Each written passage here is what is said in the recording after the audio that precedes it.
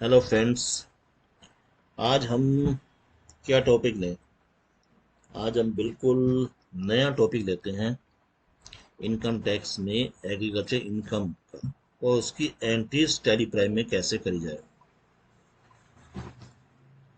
आप सब बिल्कुल हैरान हो जाएंगे कि एग्रीकल्चर इनकम तो ठीक है, इनकम टैक्स में उसकी एंट्री टैली प्राइम में कैसे करेंगे उसके बारे में। तो हर्षा तो हर परेशान होने की कोई बात नहीं है। मैं आपको बताता हूँ कि इसकी एंट्रीज भी कैसे करेंगे और एग्रीकल्चर इनकम इनकम टैक्स में कंपटीशन एग्रीकल्चर इनकम कैसे बनाएंगे और उसका टैक्स कैसे निकालेंगे, इस सब के बारे में आज के वीडियो के बारे में बताया गया है। तो फ्रेंड्स, मैं हूँ राज कुमार अरोड़ा और आप देख रहे हैं मेरा यूट्यूब चैनल अरोड़ा क्लासेस। ठीक है, तो हम शुरू करते हैं। शुरू करने से पहले मैं आपको बता दूं, हमारा कोचिंग सेंटर देहरादून में है। जो भी ज्वाइन करना चाहता है हमारा कोर्स ज्वाइन कर सकता है। हमारा कोर्स 100% जॉब गारंटी हो रहा है। आफ्टर 6 मंथ यानी कि 7वें महीने में मैं जॉब दिलाता हूँ। 100% जॉब गारंटी है। Tally, accounting, audit, GST, income tax, TDS या ईपीएफईएसआई से रिलेटेड कोई भी मैटर्स आप सॉल्व कर सकते हैं हमारे कोचिंग सेंटर में। तो नेक्स्ट चलते हैं हम एक छोटे से केस में। तो केस हमारा ये है कि Mr. Avani, a resident, aged 25 years and manufacturing tea leaves from the tea plants growing by him in India. These are then sold in the Indian market for rupees 40 lakhs. तो mister Avani है 25 साल का, जो tea leaves चाय पत्तियाँ वगैरह की manufacturing करता है और 40 लाख रुपए में इंडिया मार्केट में बेचता है। The cost of growing tea plants was rupees 15 lakhs and the cost of manufacturing tea leaves was rupees 10 lakhs. Compute is taxable liability for SS million 24-25। तो उसकी क्या लागत आई है? Cost of growing tea plants उसकी cost of growing tea plants आई है 15 लाख की। And cost of manufacturing tea leaves 10 lakh की आई है। तो बड़ी सिंपल सी बहुत सिंपल सा क्वेश्चन है। तो इसमें कहा गया है कि भैया हमारी ये कॉस्ट आई है और हमने इतना इतना का वो काम करा है, तो इतने की सेल करी है, तो भैया हमें बताओ हमारी एग्रीकल्चर इनकम का हिसाब किताब क्या है। आपने सुना होगा कि एग्रीकल्चर इनकम एग्जेम्प्ट होती है, लेकिन कुछ हद तक एग्जेम्प्ट होती है बाकी वो टैक्सेबल होती है। कैसे, आज की वीडियो में बताऊंगा। और हाँ, आज की वीडियो में कंप्लीट एग्रीकल्चर इनकम का टॉपिक नहीं आएगा, वो नेक्स्ट वीडियो में भी बताऊंगा। तो सबसे पहले देखते हैं इसकी थोड़ी सॉल्यूशन।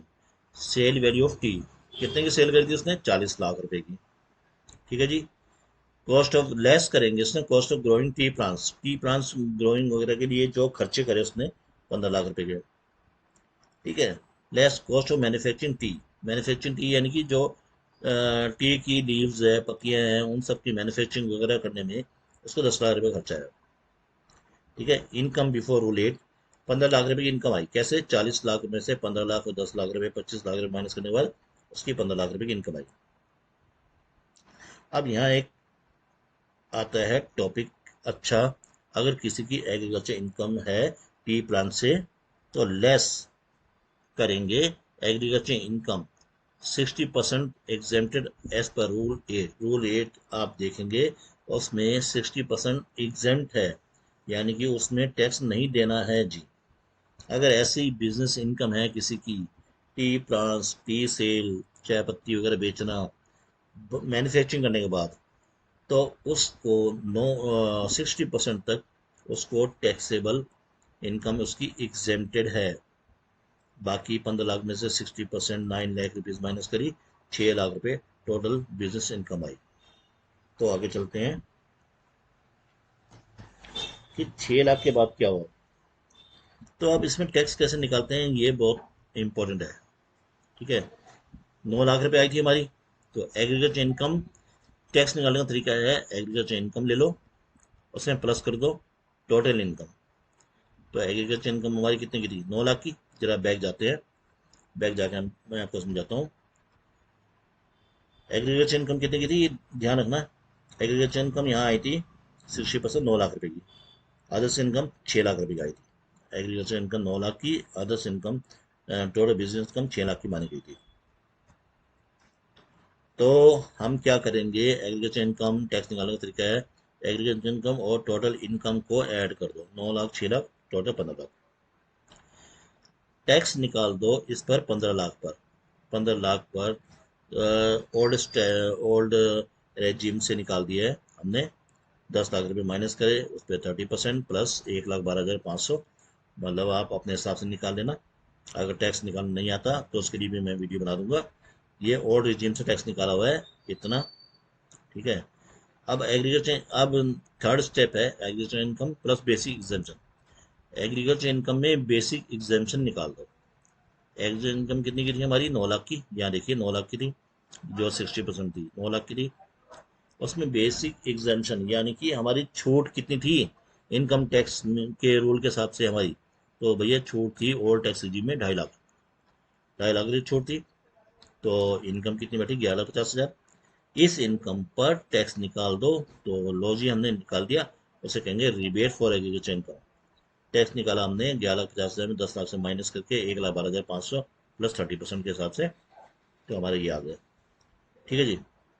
अब नेट टैक्स पेबल कैसे है, स्टेप 2 एंड स्टेप 4। जो ये हमने टैक्स निकाला था ना स्टेप 2 में 2,62,500, इसमें एग्रीकल्चर इनकम जुड़ी थी, और ये एग्रीकल्चर इनकम में बेसिक एग्जाम्पशन लिमिट निकाल के जो टैक्स निकाला था वो वाला टैक्स 1,57,500, इसको माइनस करके जो आया वो नेट टैक्स पेबल है 1,05,000। अब आपको हमेशा ध्यान रखना है कि जो नेट टैक्स पेबल आता है एग्रीकल्चर इनकम का स्टेप करने के बाद, ये एग्रीकल्चर इनकम का स्टेप होता है, एग्रीकल्चर इनकम का स्टेप करने के बाद जो भी टैक्स आता है उस पर 4% हेल्थ एंड एजुकेशन सेस लगता है, ना कि पहले हम लगाते चलेंगे। कई स्टूडेंट्स ये क्वेरीज पूछते हैं कि यार ये जो हमारे पास 260 to 500 है इस पर टैक्स लगा दें, फिर दूसरे एलिमेंट टैक्स लगा दें, फिर 4% हेल्थ एंड एजुकेशन सेस लगा दें, नहीं, पहले सिर्फ ओनली टैक्स लगाना है, फिर टैक्स लगाना है, टैक्स में से ज़्यादा वाले टैक्स में से छोटा टैक्स माइनस करना है कम वाला, फिर हमारे पास नेट टैक्स पेबल आ जाएगा, नेट टैक्स पेबल में से हम हेल्थ एंड एजुकेशन सेस उस पर लगाएंगे 4%, फिर नेट टैक्स पेबल आएगा, यानी कि नेट टैक्स पेबल का मतलब हमारी नेट टैक्स पेबल, यानी हमने इतना टैक्स देना है इस बिजनेस वाले को जिसने एग्रीकल्चर इनकम करी है टी ग्रोइंग एंड मैन्युफैक्चरिंग से, ठीक है। अब हम आते हैं कि इसकी एंट्रीज पे, इसकी एंट्रीज पे आते हैं और टैली में साथ साथ देखते हैं कि भैया हमने क्या क्या एंट्रीज करेंगे। अब अगर आपने टी की सेल करी है, चेक से करी हो या आपने कैश से करी हो, हमारे तो पीएनबी से है, बैंक में पैसा आता है, तो PNB account debit to sale of tea, या सेल ऑफ टी मैन्युफैक्चरिंग या सेल ऑफ टी कर देंगे, ज़्यादा बेस्ट है। 40 लाख की सेल करी है, ठीक है जी, हमने सेल करी है 40 लाख रुपए की सेल ऑफ टी। यहाँ ध्यान रखना, बैंक तो बैंक में आएगा, सेल ऑफ टी हमारा सेल्स में आएगा, ठीक है जी। सेल्स ऑफ टी हमारा अंडर हेड सेल्स में आएगा, 40 लाख रुपए के अंदर सेल करिए, सेल में दिखाओगे, दिखाओगे आप इसको, रिसीव में नहीं दिखाओगे, रिसिप्ट में भी इसकी एंट्री हो सकती है, F6 में भी एंट्री इसकी हो सकती है रिसिप्ट में, लेकिन रिसिप्ट में नहीं दिखाओगे, आप सेल में दिखाओगे 40 लाख रुपए की।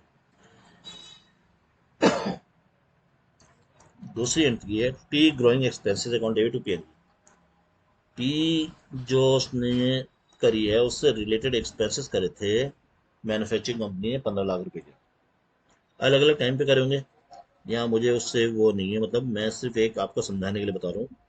टी ग्रोइंग एक्सपेंसेस करे हैं पीएनबी के थ्रू हमने 15 लाख के, तो हम जाएंगे 15 लाख में पेमेंट में जाएंगे PNB account debit to tea growing expenses, PNB फिर से वो बैंक में, टी ग्रोइंग एक्सपेंसेस क्या, डायरेक्ट एक्सपेंसेस। अगर एक टी मैन्युफैक्चरिंग कंपनी है तो उसके लिए ये डायरेक्ट एक्सपेंसेस होंगे, इनडायरेक्ट एक्सपेंसेस नहीं होंगे, ठीक है जी। Tea growing expenses direct expenses होंगे, इनडायरेक्ट एक्सपेंसेस नहीं होंगे, तो 15 लाख रुपए के उसने एक्सपेंसेस करे हैं, ठीक है। नेक्स्ट आते हैं हम, उसने 10 लाख रुपए की टी लीव्स वगैरह पत्तियां वगैरह मैन्युफैक्चरिंग के लिए खरीदी थी, यानी कि छोटे छोटे पौधे वगैरह पेड़ पौधे जो भी है, मतलब उसने टी लीव्स खरीदे थे तो उसके खर्चे करे थे उसने उस साल में 10 लाख रुपए के। तो हम एंट्री बनेंगे tea leaves expenses account debit to PNB, 10 lakh रुपए के टी लीव्स एक्सपेंसेस। पेमेंट में जाएंगे आप, पीएनबी के थ्रू पेमेंट कर देंगे, आप अपने बैंक के थ्रू पेमेंट करेंगे, ठीक है। और टी लीव्स एक्सपेंसेस किस अंडर हेड में आएगा जी? ये आएगा डायरेक्ट एक्सपेंसेस में। ये भी डायरेक्ट एक्सपेंसेस हमारा, इनडायरेक्ट एक्सपेंसेस नहीं है। अगर हम ऐसे बिजनेस में हैं जो टी मैन्युफैक्चरिंग यूनिट है, तो उसके लिए T leaves expenses, T leaves expenses का मतलब ये हो गया कि कोई इसके पेड़ पौधे, इसकी बीज, लीव्स, पत्तियां या जो भी खरीदने हैं उसको उगाना है, उससे रिलेटेड एक्सपेंसेस ये है, ठीक है। तो 10 लाख रुपए करे हैं तो वो हमने दिखा दिया, ठीक है जी। एक हमारा लास्ट में आता है जो टैक्स बनकर आया था, आपने देखा था पीछे, आप जाके देख सकते हैं। हमारा आया था advance income tax account debit to PNB 1,09,200 रुपये, ठीक है जी। अब हम आते हैं टैक्स पेमेंट में। पेमेंट वाली साइड में जाएंगे आप, एडवांस इनकम टैक्स की पेमेंट करेंगे, तो पेमेंट में जाएंगे, हमारा बैंक वही है पीएनबी, ठीक है जी। आप अपने बैंक से पेमेंट करेंगे। एडवांस इनकम टैक्स हमारा क्या है? करंट एसेस, करंट एसेस में डाल देंगे आप उसको, तो आप एडवांस इनकम टैक्स 1,09,000 रुपये की पेमेंट कर चुके हैं, ठीक है जी। अब यही एंट्री बनी थी। अब देखते हैं इसका इफेक्ट हमारा प्रॉफिट लॉस अकाउंट में क्या होगा। क्यों मैं सिर्फ एक चीज़ बता रहा हूँ आपको, सिर्फ और सिर्फ मैं इसका इन्हीं चीज़ों का इफेक्ट लेके चल रहा हूँ मैं, और एंट्रीज नहीं करते दिखा रहा हूँ यहाँ पे। सेल्स में जाएगा सेल ऑफ टी 40 लाख रुपए की। डायरेक्ट एक्सपेंसेस में आ जाओ डेबिट में, टी ग्रोइंग एक्सपेंसेस 15 लाख के हो गए, टी लीव्स एक्सपेंसेस 10 लाख रुपए के हो गए। अब आपको यहाँ दिख रहा होगा नेट प्रॉफिट 15 लाख, इससे हमारे को कोई रिलेशन नहीं है, कोई रिलेटेड नहीं है ये हमारा। क्यों? क्योंकि ये हमारी अभी इनकम्प्लीट एंट्रीज है। इनकम्प्लीट इन द सेंस, ना ओपनिंग स्टॉक है, ना क्लोजिंग है, ना इनडायरेक्ट एक्सपेंसेस हैं, कुछ भी नहीं है। सिर्फ और सिर्फ ये एक टॉपिक के थ्रू मैं समझाना चाहता था कि भैया ये खर्चे हमारे कहाँ कहाँ आएंगे, ठीक है। और आते हैं बैलेंस शीट में। बैलेंस शीट में क्या आएगा? सिर्फ और सिर्फ हमारे पास आएगा एक तो बैंक अकाउंट के थ्रू पेमेंट जो हुई है सारी, ठीक है जी। और रिसीविंग, एक रिसीविंग हुई थी 40 लाख की, बाकी सारी पेमेंट हुई थी, ठीक है। और क्या आएगा बैंक में? एडवांस इनकम टैक्स की पेमेंट करी थी हमने 1,09,000 रुपये की, 1,09,200 रुपये की, तो वो आएगा बैलेंस शीट में, ठीक है। और बैलेंस शीट में और कुछ नहीं है, बाकी हम प्रॉफिट लॉस अकाउंट में ही है, ठीक है। तो ये हुआ हमारा आज का वीडियो कंप्लीट।